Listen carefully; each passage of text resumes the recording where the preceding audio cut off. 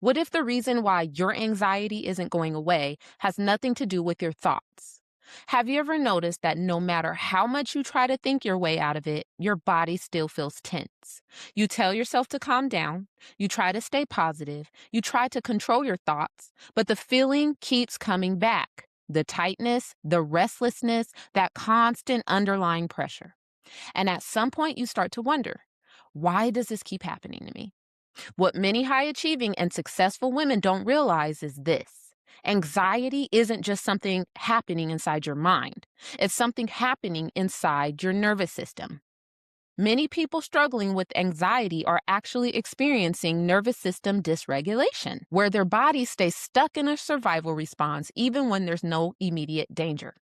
In this video, I'm going to walk you through 3 common myths about anxiety that keeps people stuck so you can finally understand what's actually going on in your body and why the usual advice doesn't work.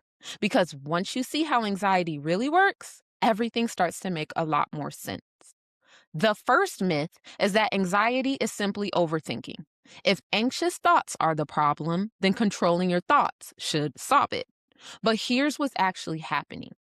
When your nervous system senses danger, real or perceived, your body moves into a survival response. Your heart rate increases, your breathing changes, your muscles tighten, your brain becomes more alert. And once the body enters that state, your mind starts searching for explanations. Your brain starts scanning for answers to questions like this: what's wrong? What could go wrong? And what do I need to prepare for? Those anxious thoughts are often the result of the nervous system being activated, not the original cause, which means trying to eliminate the thoughts without calming the body rarely solves the problem. It's like trying to silence a fire alarm without putting out the fire. The alarm isn't the root issue, it's responding to something deeper. The second myth is that anxiety is a discipline problem. A lot of high achieving, successful women hear things like just push through it, build better habits, and get more control over your mind. And on the surface, that sounds logical. But here's what's actually happening. Discipline comes from the part of your brain responsible for planning, reasoning, and self control. And that part works really well when your nervous system feels safe. The problem is when your body shifts into a survival response, your brain temporarily reprioritizes. It moves out of that higher level thinking and into threat detection. So, in those moments, your ability to think clearly, regulate emotions, or just be disciplined naturally decreases. That's why anxiety can feel so overpowering, because your nervous system is focused on survival, not productivity, not discipline, not long term goals. So when you try to solve anxiety by pushing yourself harder, it often leads to frustration, not because you lack discipline, but because your nervous system needs regulation before discipline can actually work. The third myth is that anxiety is something you just need to push through. You hear this all the time. Just face your fears, ignore the feeling, and keep going, and it will eventually go away. And to be clear, building resilience does matter. But there's a difference between expanding your capacity and constantly overriding your nervous system. Because when you keep pushing through anxiety without helping your body regulate, your system doesn't actually learn safety. It learns that stress is something it just has to endure. And over time, that creates a different problem. Your baseline tension starts to rise. Your body never fully processes the stress response. It just carries that activation forward, which is why for a lot of people, anxiety doesn't decrease. It actually builds because their nervous system was never taught how to come back down, how to complete the stress cycle. And that's the piece most people are missing. Here's the part, though, most people never really explain about anxiety. Your nervous system is constantly asking one question: am I safe? When the answer is yes, your body enters a regulated state. Your breathing slows, your muscles relax, your brain processes information calmly. But when your nervous system perceives a threat, it automatically shifts into survival mode responses: fight, flight, freeze, or fawn. Those responses are designed to protect you in real danger. But the challenge is your nervous system doesn't just respond to actual threats, it responds to anything it interprets as a threat.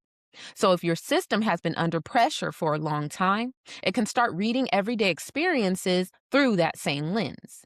Things like deadlines, social interactions, uncertainty, or increased responsibility can begin to feel activating.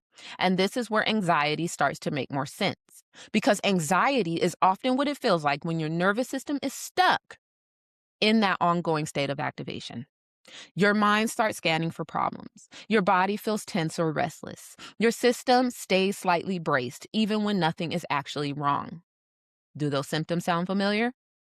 Over time, the state stops becoming a temporary reaction and starts becoming your baseline. So, anxiety isn't always just something happening inside your thoughts, it's your nervous system staying in a pattern of perceived threat.